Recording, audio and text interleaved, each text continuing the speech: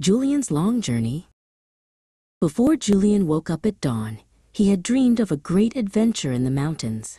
He jumped out of bed and looked at his suitcase. He had done all his packing the night before so that he would not be late for his trip.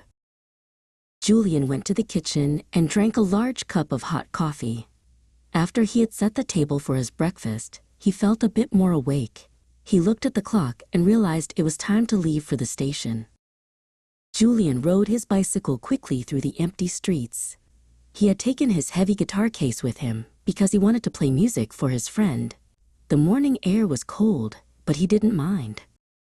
On the train, a ticket inspector walked down the aisle to check the passengers. Before the ticket inspector arrived at his seat, Julian had sat quietly by the window, watching the trees go by. He handed over his ticket with a smile. Suddenly, Julian realized he was on the wrong train. This train was going to the coast, not the mountains. After the train had gone to the very next stop, he ran out onto the platform as fast as he could. He sat on a hard wooden bench and sighed. He felt exhausted because he had run across the station with all his luggage. He needed to find a new way to reach his destination. Julian looked around the station square and saw a familiar statue. He realized he had visited this small town once before, many years ago, when he was a child.